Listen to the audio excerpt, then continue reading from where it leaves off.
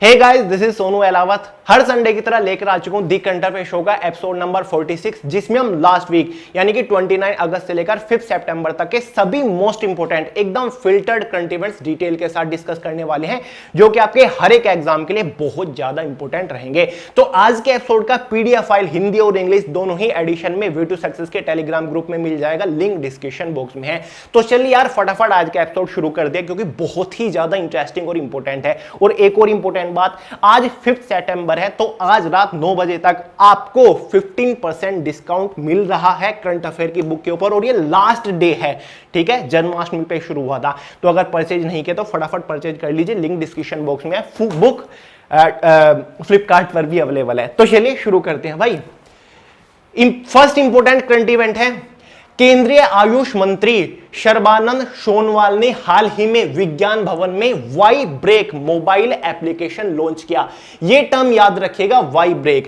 Friends, अगर आप किसी भी सरकारी दफ्तर में काउंटर पर खड़े हो और आपके सामने वाला कर्मचारी यह बोल दे कि भाई 5 मिनट का ब्रेक दे दे, तो आप कोई भी ऑब्जेक्शन नहीं उठा सकते। उसको यह नहीं बोल सकते कि भाई कहां जा रहा है, पहले मेरा काम तो कर दे, क्योंकि अब फाइनली सरकार ने अनुमति दे दी है कि कोई भी सरकारी या फिर प्राइवेट कर्मचारी यह 5 मिनट का वाई ब्रेक ले सकता है, क्योंकि इन्होंने एक ऐसी एप्लीकेशन लॉन्च कर दिया जिसका नाम रखा है वाई ब्रेक। फुल फॉर्म है इसका योगा ब्रेक एप्लीकेशन। इसके तहत क्या होगा, इसमें कोई भी 5 मिनट के अंदर योगा कर सकता है। यानी कि पूरा दिन अगर काम कर करके स्ट्रेस फील कर रहा है, ठीक है, अच्छा फील नहीं कर रहा है, थकान फील कर रहा है, तो 5 मिनट इस एप्लीकेशन के थ्रू योगा करेगा और वो एकदम बिल्कुल फ्रेश फील करेगा, इनका ये मानना है। और ये फाइनली सरकार ने अनुमति दे दिया कि ये 5 मिनट का ब्रेक, काम के टाइम पर आप दफ्तर में हो तो ये 5 मिनट का ब्रेक आप ले सकते हैं। और इनका मानना यह है कि इस एप्लीकेशन के लॉन्च होने के बाद 1 सितंबर को यह एप्लीकेशन दिल्ली के विज्ञान भवन में लॉन्च की गई है। और ये कह रही है कि जैसे जंगल में आग फैल जाती है ना, दुनिया भर में इस तरीके से एप्लीकेशन फैल रही है, क्योंकि इसके अंदर बहुत सारे योगा दिए हुए हैं, जो कि 1 मिनट 2 मिनट 5 मिनट में किए जा सकते हैं। बहुत सारे आसन दिए हुए हैं, यानी कि मेडिटेशन भी आप कर सकते हो अपने वर्क प्लेस पर ही।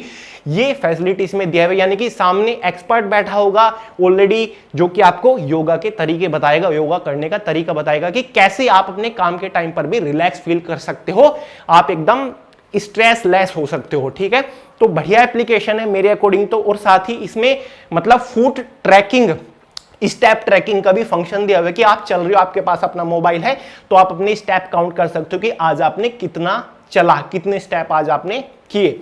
तो ये एप्लीकेशन है, तो याद रखिएगा, नाम है इसका वाई ब्रेक एप्लीकेशन या फिर योगा ब्रेक एप्लीकेशन। किसने इसको लॉन्च किया है? केंद्रीय आयुष मंत्री सर्बानंद सोनोवाल ने इसको लॉन्च किया है। कहां पर लॉन्च किया गया? दिल्ली के विज्ञान भवन में इसको लॉन्च किया है। क्लियर है, इंपॉर्टेंट है बहुत ज्यादा। नेक्स्ट है भाई, बीएच सीरीज रजिस्ट्रेशन नियम 15 सितंबर से लागू होगा। सबसे पहले तो यही समझते कि भाई ये बीएच सीरीज रजिस्ट्रेशन क्या फंडा है। बीएच सीरीज या फिर भारत सीरीज रजिस्ट्रेशन नियम हम इसको कह सकते हैं।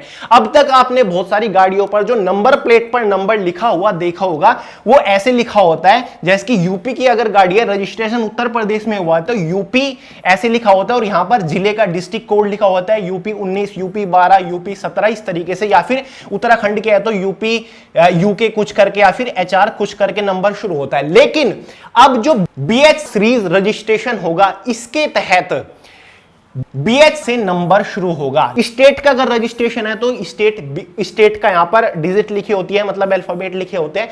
लेकिन देखिए, जैसे कि आपकी उत्तर प्रदेश से आप बिलोंग करते हो, तो उत्तर प्रदेश का आपका कोई भी व्हीकल है तो ठीक है, उत्तर प्रदेश में आप चला रहे हो। लेकिन अगर बीएच सीरीज का आपका रजिस्ट्रेशन हो गया है तो ऑल इंडिया में आप उस कार को या फिर उस व्हीकल को चला सकते हो। आपको कोई भी टैक्स वगैरह नहीं देना पड़ेगा, केवल एक बार टैक्स दिया और ऑल इंडिया में आप अपनी गाड़ी को चला सकते हो। ठीक है, इसका ये फंडा रहने वाला है बीआर सीरीज का। ये जो बीएच रजिस्ट्रेशन है, ये सबसे ज्यादा फायदेमंद साबित होगा उन सरकारी कर्मचारी या फिर प्राइवेट कर्मचारी जिनका नौकरी के चलते ट्रांसफर एक स्टेट से दूसरे स्टेट में होता रहता है, क्योंकि एक स्टेट में उन्होंने कार ली, दूसरे स्टेट में उनका ट्रांसफर हो गया, उनको फिर अपनी कार का नंबर ट्रांसफर करवाना होता है। ठीक है, ये सब कुछ फंडे होते हैं, फिर उनको टैक्स वगैरह देना पड़ता है, रोड टैक्स जो भी होता है।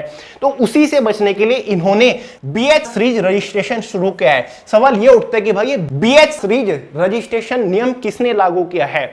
सड़क परिवहन एवं राजमार्ग मंत्रालय, जो कि अंडर में आता है नितिन गडकरी जी, इन्होंने इस सीरीज की शुरुआत की है।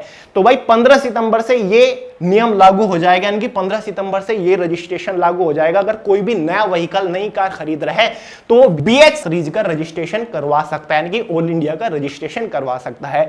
इसमें जो नंबर मिलेगा वो कुछ इस तरीके से होगा, ऐसी नंबर प्लेट होगी, यानी कि जिस सन में रजिस्ट्रेशन हुआ है, 2021 में रजिस्ट्रेशन हुआ तो 2 डिजिट 2021 की लिखी गई।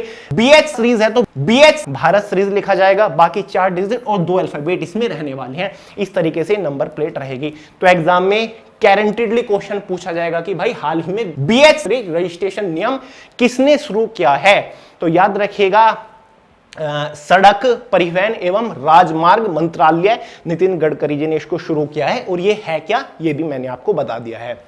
समझ गए। नेक्स्ट है,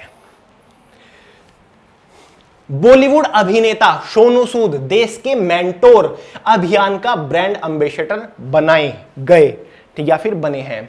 सबसे पहले समझते हैं कि भाई देश के मेंटोर ये अभियान है क्या। इस अभियान को दिल्ली सरकार ने शुरू किया है और 1.5 साल से लगभग ये पायलट मोड पर चल रहा था, यानी कि इसकी टेस्टिंग चल रही थी। अब फाइनली ये शुरू होने वाला है। देश के मेंटोर अभियान के तहत क्या होगा, इसके तहत जो स्कूली बच्चे हैं उनको गाइड किया जाएगा कुछ मेंटोर के थ्रू, उनको करियर की एडवाइस दी जाएगी कुछ मेंटोर के थ्रू। और इस अभियान के थ्रू लोगों के अंदर जागरूकता फैलाना, जो पढ़े लिखे लोग हैं उनको इस अभियान में जोड़ना और उनको यह बताना कि हाँ तुम मेंटोर बनो, जो स्कूली बच्चे हैं उनको गाइड करो, उनके करियर के लिए गाइड करो। फोन पे गाइड करो या फिर प्रॉपर क्लासेस लो, किसी भी तरीके से ऑनलाइन तरीके से आप उनको गाइड करो, क्योंकि आप हो पढ़े लिखे और जो बच्चे हैं उनको गाइडेंस की बहुत ज्यादा जरूरत है, उनको करियर की एडवाइस की बहुत ज्यादा जरूरत है। तो इसीलिए देश के मेंटोर ये योजना शुरू की गई है। और हाल ही में इसके जो ब्रांड एम्बेसडर बनाए गए हैं वो बॉलीवुड अभिनेता सोनू सूद को बनाए गए हैं। इनको कौन नहीं जानता होगा, तो इंपॉर्टेंट ये क्वेश्चन हो जाता है। समझ गए। देश के मेंटोर कहां शुरू की गई, दिल्ली सरकार ने शुरू की इस योजना को, और इसके ब्रांड एम्बेसडर सोनू सूद को बनाया गया। सोनू सूद खुद भी काफी सारे छात्रों के मेंटोर बनेंगे और बाकी लोगों को भी, जो पढ़े लिखे लोग हैं ऑलरेडी काम कर रहे हैं, बड़े बड़े कॉर्पोरेट काम कर रहे हैं, फिर कर्मचारी हैं, उनको भी मेंटोर बनने के लिए लोगों को प्रेरित करेंगे, ठीक है, अवेयर करेंगे, मोटिवेट करेंगे। तो ये पूरा लिखा है देश के mentor an initiative by Delhi government के थ्रू इसको शुरू किया गया। नेक्स्ट है, लद्दाख में 18,600 फीट की ऊंचाई पर दुनिया की सबसे ऊंची सड़क का उद्घाटन। फ्रेंड्स, हाल ही में लद्दाख के अंदर दुनिया की सबसे ऊंची सड़क बनके तैयार हुई है और ये मोटरेबल सड़क है, यानी कि इसके ऊपर को वाहन वगैरह चलाया जा सकता है।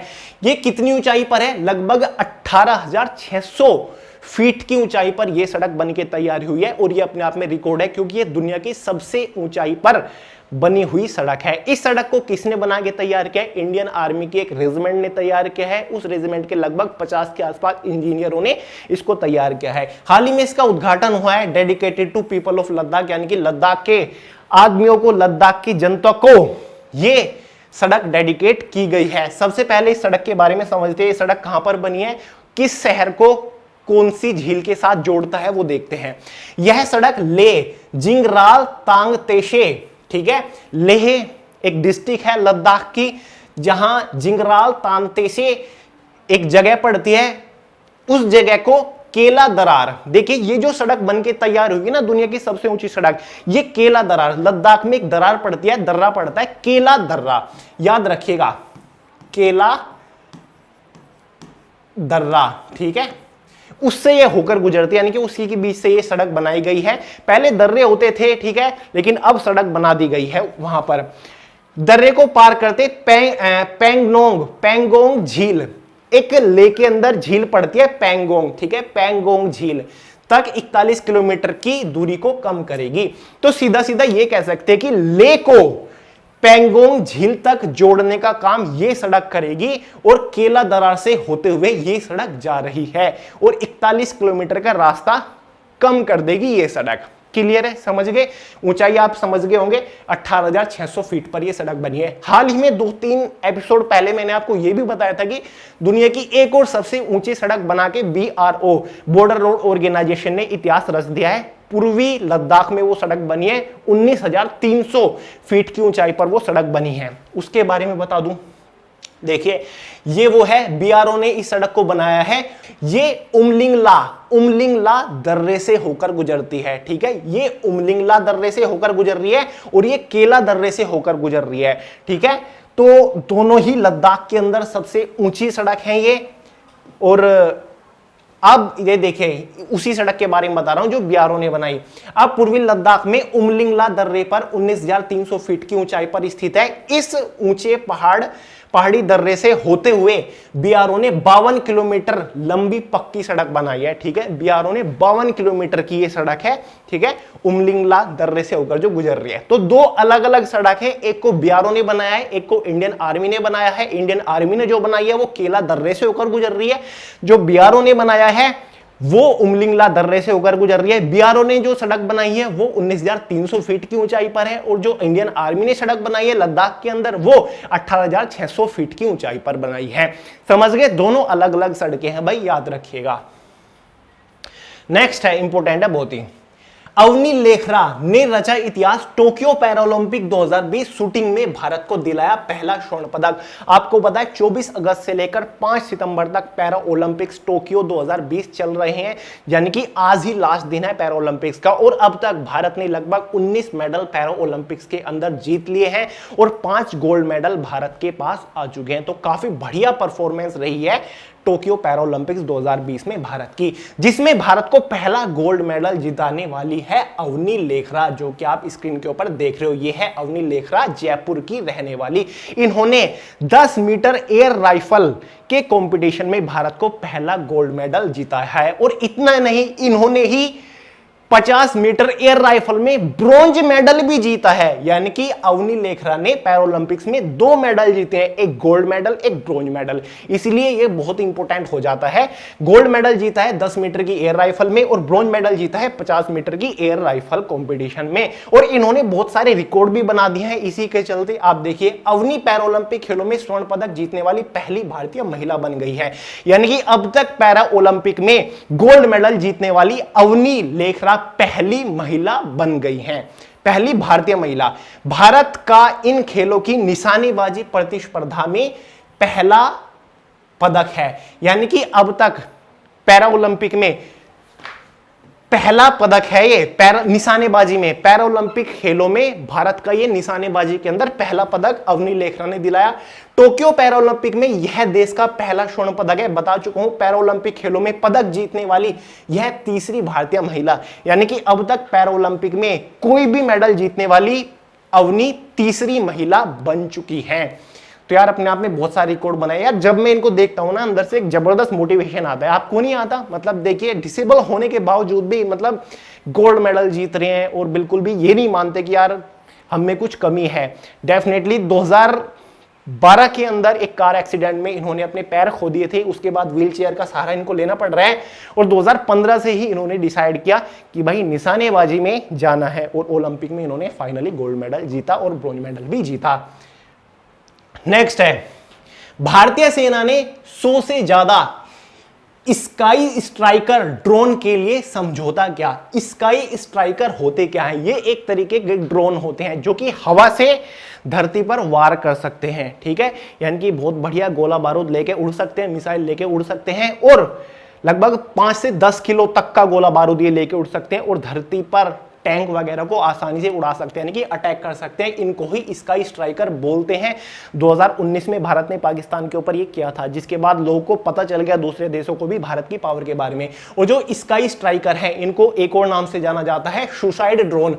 सुसाइड ड्रोन के नाम से भी इन्हें जाना जाता है और कैमिकेज ड्रोन के नाम से भी इन्हें जाना जाता है। फाइनली भारत ने 100 स्काई स्ट्राइकर ड्रोन के लिए समझौता कर लिया है, यानी कि 100 खतरनाक स्काई स्ट्राइकर ड्रोन भारत के अंदर आने वाली है, भारत की सेना के पास आने वाला है। किसके साथ समझौता? क्या इन ड्रोन का निर्माण बेंगलुरु की एक कंपनी इजराइल के एलबीट इजराइल के एल्बिट सिक्योरिटी सिस्टम के साथ मिलकर करेगी। यानी कि भारत के बेंगलोर के अंदर एक कंपनी है जो कि इजराइल के साथ इन ड्रोनों का निर्माण कर रही है। इजराइल की कंपनी एल्बिट सिक्योरिटी सिस्टम के साथ समझौता हुआ, एक तरीके से ये कह सकते हैं।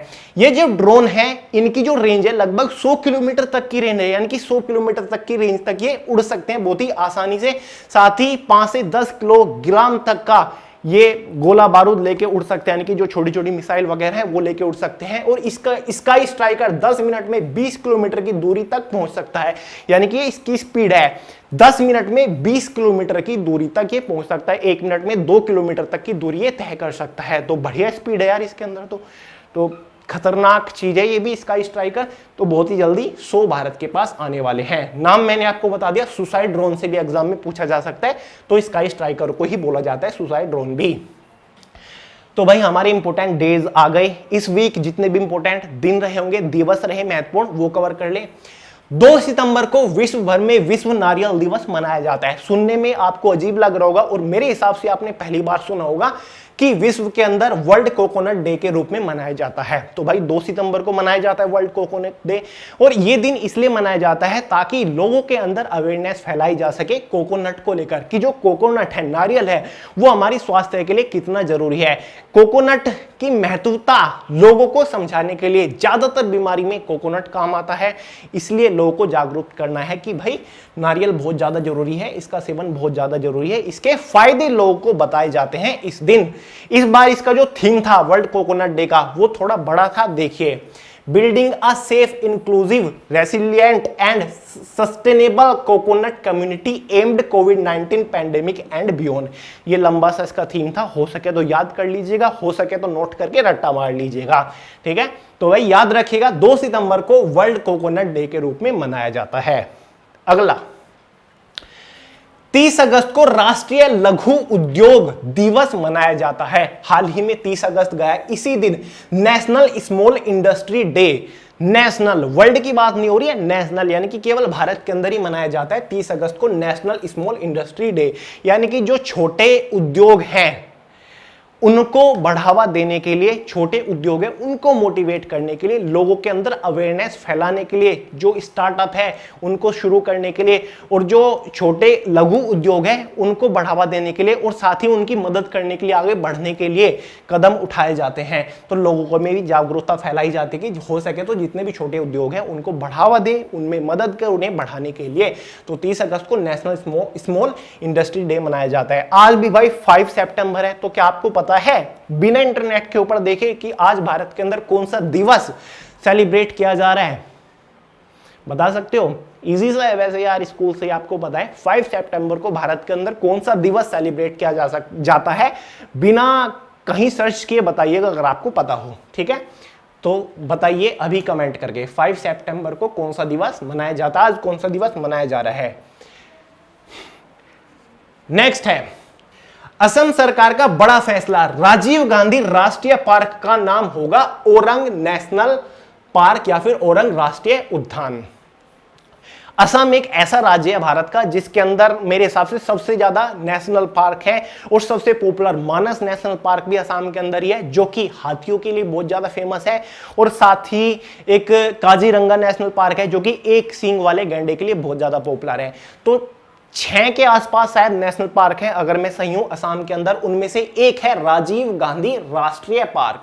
अब इसका नाम बदला जा चुका है और इसका नाम रखा जा चुका है ओरंग राष्ट्रीय उद्यान। यह नाम क्यों बदला गया? जब से राजीव गांधी खेल रत्न पुरस्कार का नाम बदल के मेजर ध्यानचंद पुरस्कार रखा गया है, तभी से वहां के स्थानीय जो लोग हैं, असम के रहने वाले जो लोग हैं, स्पेशली जो चाय के बागानों में काम करते हैं, उन्होंने मांग की कि नाम बदलना चाहिए इस नेशनल पार्क का भी। तो भाई फाइनली सरकार को फैसला लेना पड़ा असम की कि अब राजीव गांधी राष्ट्रीय पार्क का जो पूरा नाम हुआ करता था राजीव गांधी ओरंग नेशनल पार्क, उसका नाम अब केवल ओरंग राष्ट्रीय उद्यान यानी कि ओरंग नेशनल पार्क ही होगा। तो भाई एग्जाम में नेशनल पार्क से रिलेटेड एग्जाम में अक्सर क्वेश्चन बनते हैं, तो याद रखेगा अब राजीव गांधी नेशनल पार्क का नाम बदला जा चुका है, ओरंग नेशनल पार्क हो चुका है। और जो ये नेशनल पार्क है वो सबसे ज्यादा जो पॉपुलर है वो रॉयल बंगाल टाइगर्स के लिए बहुत ज्यादा पॉपुलर है। वैसे तो बहुत सारे जानवर इसके अंदर है, लेकिन अगर पूछा जाए कि किस जानवर के लिए ज्यादा पॉपुलर है, तो रॉयल बंगाल टाइगर के लिए सबसे ज्यादा पॉपुलर पार्क माना जाता है। इसके बारे में थोड़े और फैक्ट है। असम के दारांग और सोनितपुर जिले में ब्रह्मपुत्र नदी के उत्तरी तट पर, यानी कि असम में जो ब्रह्मपुत्र नदी है उसके उत्तरी तट पर यह पार्क स्थित है। इसे 1985 में एक अभ्यारण्य के रूप में स्थापित किया गया था। 13 अप्रैल 1999 को यह एक राष्ट्रीय उद्यान घोषित किया गया, यानी कि ओरंग नेशनल पार्क को 13 अप्रैल 1999 में राष्ट्रीय पार्क घोषित किया गया था। वैसे अभ्यारण्य के तौर पर यह 1985 में स्थापित किया गया था। क्लियर है फैक्ट? ये फैक्ट यार ऐसे तो याद नहीं रहते डेफिनेटली, 4 बार बोल लूं मैं, 5 बार बोल लूं बाकी टीचर की तरह, कुछ फायदा नहीं होगा। अगर आप नोट बनाते हुए चलोगे ना, आपने लिख लिया असम सरकार का बड़ा फैसला, राजीव गांधी राष्ट्रीय पार्क का नाम ओरंग राष्ट्रीय पार्क हो गया। तो इससे रिलेटेड ये फैक्ट भी उसके सामने लिख लें कि 13 अप्रैल 1999 में ये एक राष्ट्रीय पार्क घोषित हुआ था, तो तब आपके याद रह जाएंगे। और जब आपका एग्जाम हो, एक बार रफ सा रिवीजन, फास्ट रिवीजन मार लो तो क्लियर हो जाएगा। नेक्स्ट है आरबीआई नए अमरेला इकाई NUE लाइसेंस पर करेगा 5 सदस्यीय पैनल स्थापित, और कर चुका है ये। ठीक है, ये थोड़ा सा 4-5 दिन पुराना इवेंट है। यानी कि आरबीआई ने नए अमरेला इकाई, ये एक स्कीम शुरू की है या फिर एक प्लान लॉन्च किया है, जिसके लिए आरबीआई ने 5 सदस्यीय पैनल की स्थापना की है। अब सबसे पहले समझेंगे कि भाई नया अमरेला इकाई है क्या।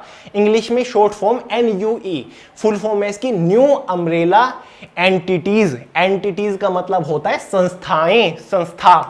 तो भाई इसके अकॉर्डिंग क्या होगा, आपको पता है इंडिया के अंदर यूपीआई चलता है, ठीक है, जिसकी फुल फॉर्म होती है यूनिफाइड पेमेंट इंटरफेस, यानी कि आप ऑनलाइन किसी को एप्लीकेशन के थ्रू पेमेंट भेज देते हैं। ठीक है, क्यूआर कोड भी इस्तेमाल करके आप पेमेंट का ट्रांजैक्शन कर सकते हैं। तो जितनी भी ऑनलाइन पेमेंट होती है इंडिया के अंदर, उसको जो कंट्रोल करता है वो करता है NPCI, जिसकी फुल फॉर्म है national payment corporation of India. ये नॉन प्रॉफिटेबल एक ऑर्गेनाइजेशन है जो कि सभी ऑनलाइन ट्रांजैक्शन की निगरानी करता है। सभी ऑनलाइन ट्रांजैक्शन एक तरीके से NPCI के अंडर होती है, चाहे वो यूपीआई के थ्रू ही क्यों ना हो रही हो।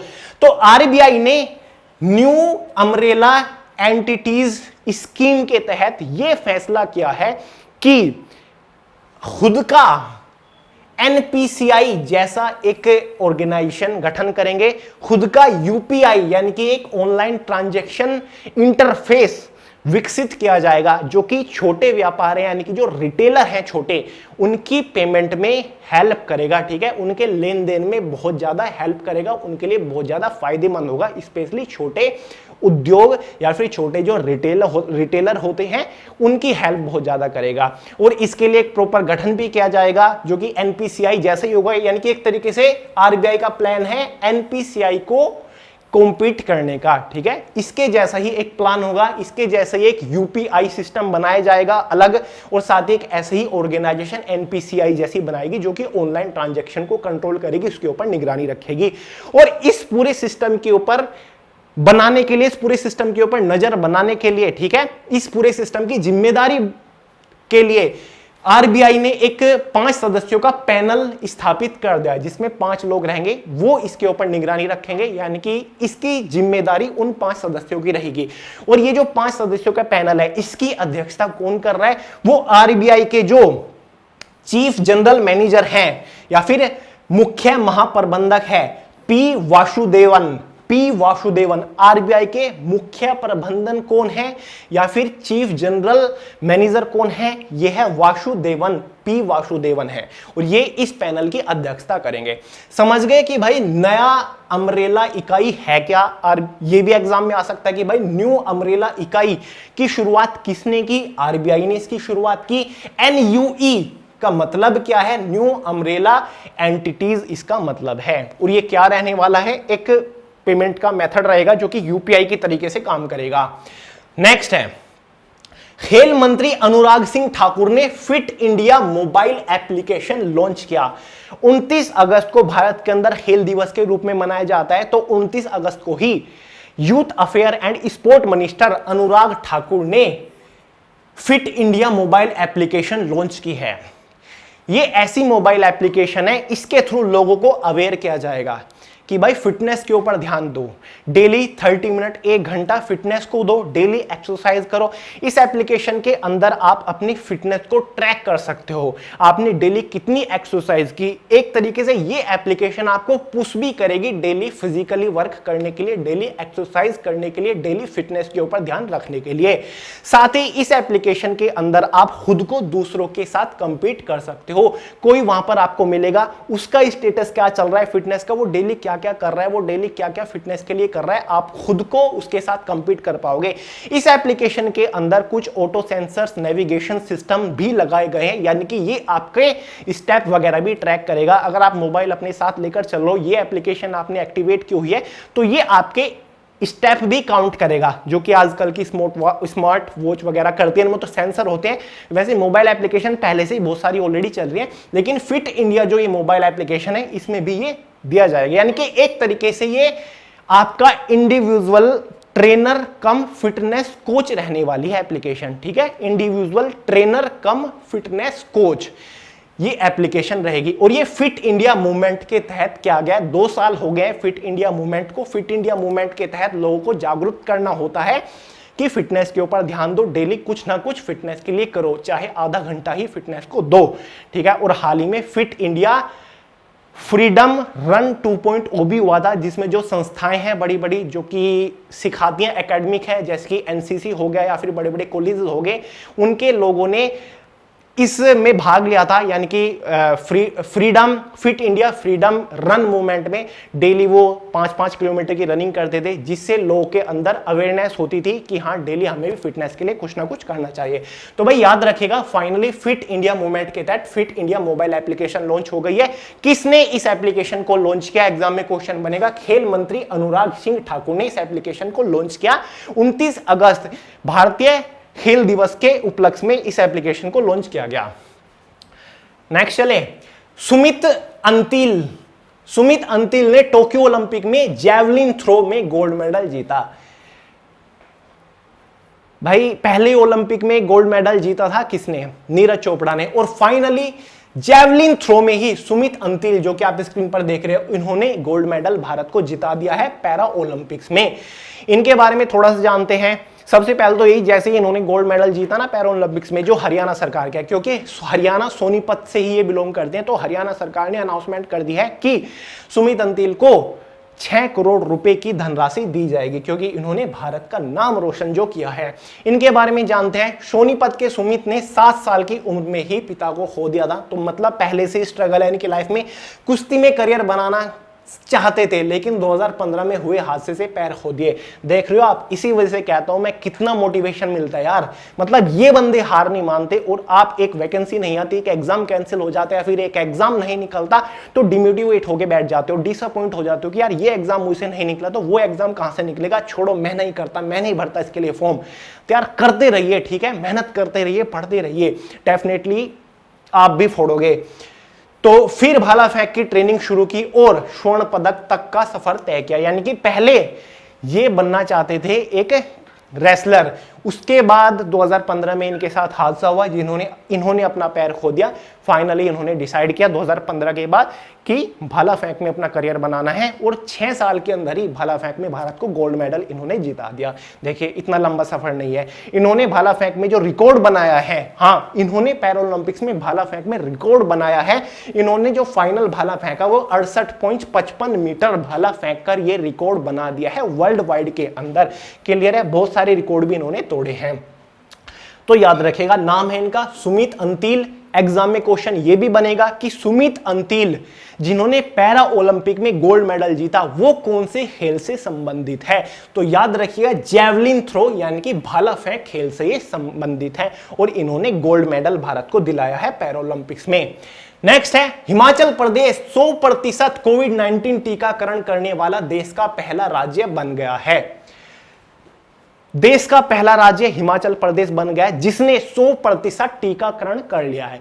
तो एग्जाम में सिंपल सा क्वेश्चन बनेगा कि भारत का पहला ऐसा कौन सा राज्य बन गया है जिसने 100% वैक्सीनेट कंप्लीट कर लिए अपने अंदर, मतलब अपने स्टेट के अंदर? तो ये बन गया भाई हिमाचल प्रदेश।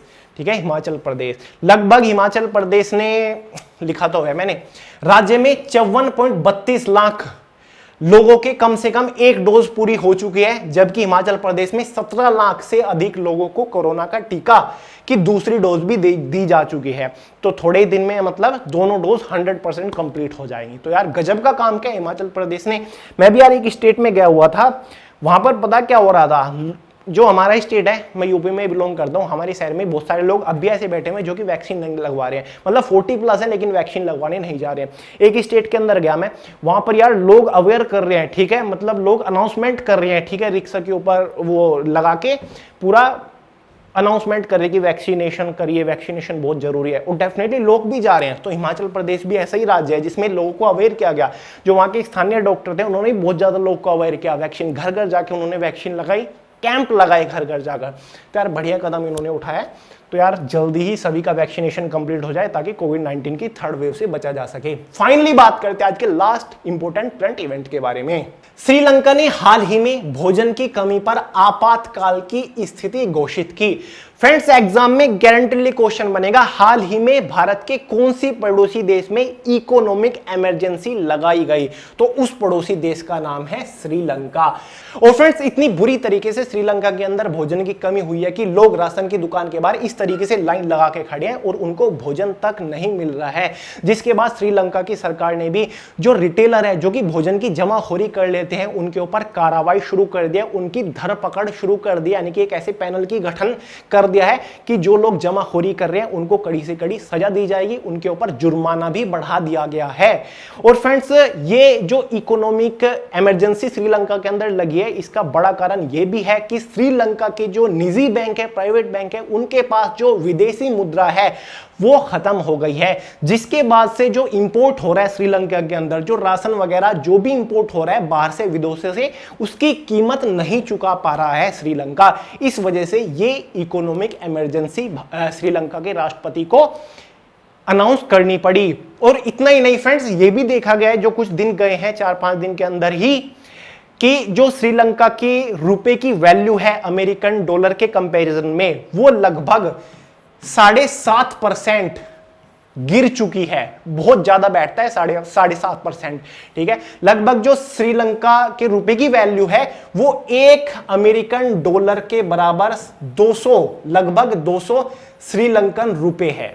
देखिए कितना कम है, यानी कि कितना गरीबी यहां से ही पता चल जाती है। 1 American dollar is equal to 200 रुपए श्रीलंकन रुपए। ठीक है, और भारत का क्या है आपको बताए, 1 American dollar is equal to, फिलहाल के टाइम पर मेरा तो अपडेट रहता है क्योंकि मुझे इसकी जरूरत पड़ती है, 72.5 के आसपास वैल्यू चल रही है भारत के रुपए की श्रीलंका अमेरिकन डॉलर के कंपैरिजन में। श्रीलंकन का कितना कम है और भारत का लगभग 72 है। ये भी भारत के अकॉर्डिंग ज्यादा है। गवर्नमेंट लगी हुई है कि किसी तरीके से वैल्यू को बढ़ाया जाए, भारत के रुपए की वैल्यू को बढ़ाया जाए, और ये लगभग 40 के आसपास होना चाहिए, तब जाके अर्थव्यवस्था सुधरेगी भारत की। तो भाई फिलहाल एग्जाम में क्वेश्चन बनेगा कि कौन से भारत के पड़ोसी देश में इकोनॉमिक इमरजेंसी का नाम है इकोनॉमिक इमरजेंसी, अर्थव्यवस्था आर्थिक आपातकाल की घोषणा हुई है, तो श्रीलंका में हुई है। याद रहेगा, क्योंकि भारत का पड़ोसी देश है तो एग्जाम में क्वेश्चन गारंटीडली बनेगा। और जो इमरजेंसीज होती हैं वो अक्सर इंपॉर्टेंट होती हैं, क्योंकि बहुत ही क्रिटिकल सिचुएशन में कोई देश अपनी मतलब इमरजेंसी लागू करता है। तो फाइनल फ्रेंड्स, ये था आज का last important current event. I hope आपने एंजॉय किया होगा और आपको इंटरेस्टिंग भी लगा होगा। एक क्वेश्चन आज मैंने पूछा था कि 5 सितंबर को आज ही के दिन भारत के अंदर कौन सा दिवस मनाया जा रहा है, उसका आंसर नीचे कमेंट बॉक्स में लिखिएगा। और आज के एपिसोड का पीडीएफ फाइल आपको वे टू सक्सेस के टेलीग्राम ग्रुप के अंदर मिल जाएगा। टेलीग्राम ग्रुप ज्वाइन नहीं किया तो फटाफट कर लीजिए, वे टू सक्सेस टेलीग्राम के ऊपर सर्च करिए, फिर लिंक डिस्क्रिप्शन बॉक्स में मिल जाएगा। ज्वाइन करके आपको अब तक के सभी पीडीएफ मिल जाएंगे और ये वाला पीडीएफ भी मिल जाएगा। इंस्टाग्राम के ऊपर फॉलो कर सकते हैं, सोनू अहलावत के नाम से आपको मिल जाएगा, क्योंकि बाकी के अपडेट वहां पर ही देते रहता हूं। कोई भी सवाल हो डीएम करके पूछ सकते हैं। चैनल को सब्सक्राइब करना मत भूलिएगा। एवरी संडे शाम 5 बजे दी करंट अफेयर शो का एक नया एपिसोड जरूर आता है। तो चलिए फ्रेंड्स, आज के एपिसोड में इतना ही था। पसंद लाइक करिएगा, दोस्तों शेयर करिए, चैनल को सब्सक्राइब करना मत भूलिएगा। मिलते हैं अगली वीडियो बहुत जल्द, तब तक के लिए जय हिंद।